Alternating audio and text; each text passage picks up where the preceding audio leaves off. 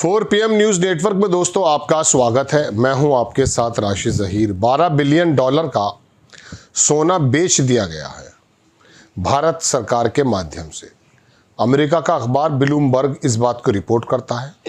हालांकि भारत की सरकार अभी तक इसकी कोई पुष्टि नहीं कर रही है, लेकिन दुनिया के बड़े बड़े अखबारों ने जब इस बात को लिख दिया और लाइकली शब्द का इस्तेमाल किया है तो संभवतः ये काम शायद हुआ होगा, वरना सरकार इसको फौरन डिनाई कर देती।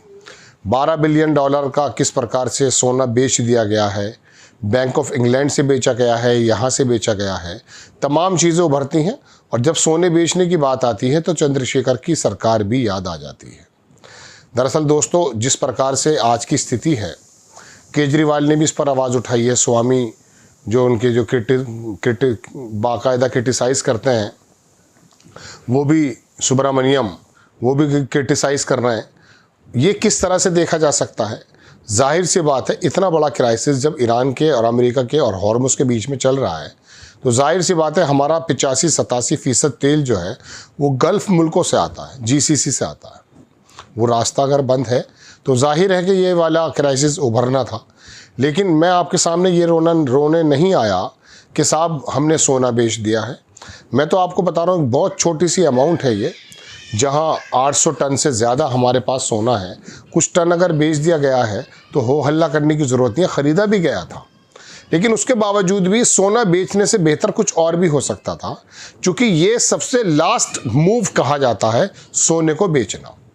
और चंद्रशेखर की सरकार के बारे में जब कहते हैं कि सोना उस वक्त प्लेज यानी कि मॉर्गेज रखवा दिया गया था, इसके बेचने की खबर आई है। मैं बताना चाहता हूँ आपको कि बहुत बड़ी अमाउंट नहीं है हमारे ख़जाने के बामुकाबले, क्योंकि चंद्रशेखर के समय तो $1 बिलियन का ही रिजर्व था। आज $700 बिलियन का हम पहुंच चुके थे। उसमें तो शायद 38 कुछ कम हुआ, 720 था। तो कहने का मतलब ये है कि हालात इतने ख़राब नहीं हैं, लेकिन ये मूव जो उठाया गया है क्या अमेरिका के डर की वजह से, चूँकि अमेरिकी बॉन्ड भी बेचे जा सकते थे, लिक्विडिटी उनमें बहुत ईजी होती है, बहुत जल्दी से बिक जाते हैं। लेकिन सोना ही बेचना, जिसको कहा जाता है कि सबसे ये एसेट, बहुत बड़ा एसेट, मतलब ऐसा मूव होता है जो लास्ट वाला होता है। आपको मैं थोड़ी सी खबरें बता देता हूँ। पहले ब्लूमबर्ग ने क्या छापा है और बाकी तमाम अखबारों ने क्या छापा है और किसने क्या क्या कहा है। दोस्तों, खबर यह है, अंग्रेजी का अखबार है, देखें आप। टाइम्स ऑफ इंडिया ने भी छापा कि US ईरान वॉर इम्पैक्ट। अब टाइम्स ऑफ इंडिया तो इम्पैक्ट ही बताएगा, है भी।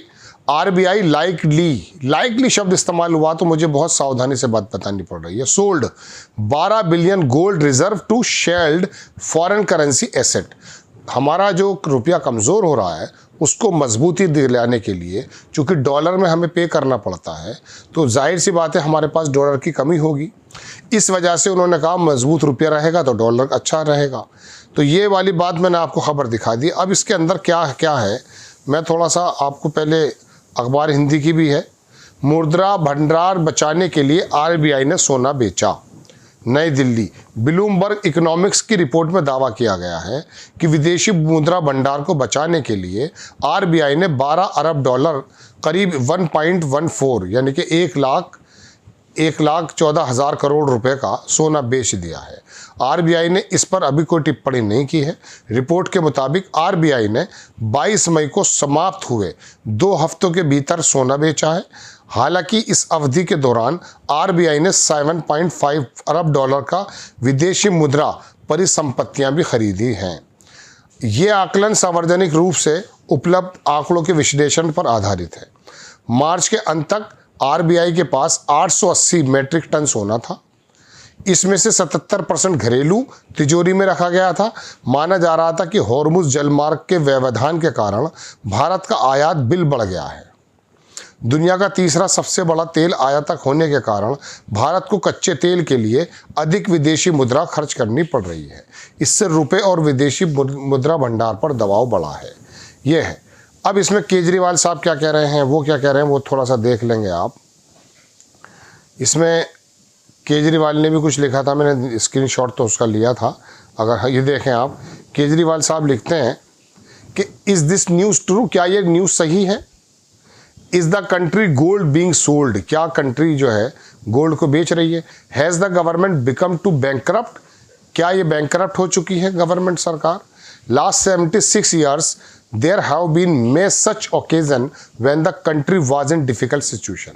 76 सालों का दिया जा रहा है, लेकिन मैं समझता हूँ कि ये थोड़ा सा 91 में जब चंद्रशेखर की सरकार थी उससे ही अगर नापा जाए तो बेहतर है। उन्होंने कहा कि 76 सालों में सिचुएशन इस तरह की क्रिएट कर दी गई है देश के सामने, but country gold was never sold, कभी बेचा नहीं गया था। Does the mean situation is extremely bad, क्या हालात ज़्यादा ख़राब हैं? Why doesn't the government tell us anything, हमें सरकार बताती क्यों नहीं है? What is the state of the country? Modi ji says he will just pick up the his bag and leave, वो कहेंगे झोला उठाएंगे और चल देंगे, वो वाली बात कह रहे हैं। But we have to stay right here, we have to live in this very country very country, हमें यहाँ रहना, आप तो झोला उठाकर चल देंगे। सुब्रमण्यम एक थोड़ा इकोनॉमिस्ट भी रहे हैं। इंडिया डिक्लाइनिंग इकोनॉमी, इंडिया की इकोनॉमी डिक्लाइन कर रही है सीन्स ईयर 2020 से ही। It has been losing strength, इसकी ताकत ख़त्म होती जा रही है। कोलैप्स जो है अक्टूबर का may happen if strict economic reforms, Modi is clueless and finance ministry is bewildered. उनका कहना यह कि कोई क्लू मतलब कोई मोदी के पास कोई विजन नहीं है, जबकि उनका कहना तो विजन ज़बरदस्त है। हमारा जो नेशन है soon be internationally as being led of the economist clowns, वो थोड़ा सा अलर्ट कर रहे हैं। Time of the patriotic scholars, ये इनके मन में रहती है कि मैं बनूं, लेकिन ये बहरहाल इनकी सेवा लेते नहीं है। आदरेश रावल ने भी कुछ लिखा, 70 साल की बात कर रहे हैं वो। कहने का मतलब दोस्तों ये है कि ये सोना बेचने की नौबत जो आपके सामने आई है, आपने ये अमेरिकी बॉन्ड क्यों नहीं बेचे जो तरलता में, लिक्विडिटी में ज़्यादा ईजिली हैं, क्यों नहीं बेचे आपने? दूसरी बात, ये जो प्रॉब्लम्स आई हैं इसमें कोई दो राय नहीं कि हॉर्मुज़ की वजह से आई। ईरान तेल जो है वो चाइना को भी दे रहा है, पाकिस्तान को भी दे रहा है, और जिसको चाहता उसको दे देता है। आपने ऐसा कौन सा पाला पकड़ लिया था जिसकी वजह से आपका तेल का आवागमन रुक गया? इस वाले दौर में भी अगर चाहते, रशिया के तेल लेने से पहले जो अमेरिका की इजाज़त लेनी पड़ रही थी, अगर वो ना लेते और लेते रहते, रशिया से अब भी ले लीजिए, किसने मना किया है? डर क्यों है?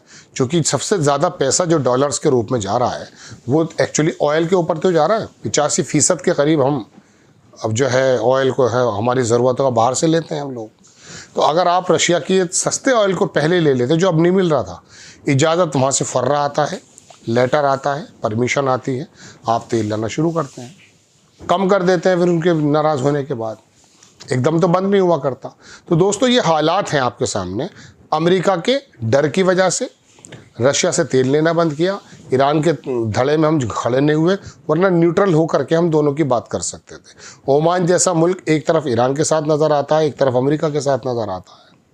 आप साइड लिए बिना भी न्यूट्रल होकर के काम कर सकते थे, ईरान से आपके संबंध अच्छे हो सकते थे, लेकिन आप उस मुल्क के गले में जा जाते हैं जहाँ से अभी एक ताज़ी खबर और भी आई है, एनडीटीवी ने कहीं छापा था, मैं देख के बता देता हूँ।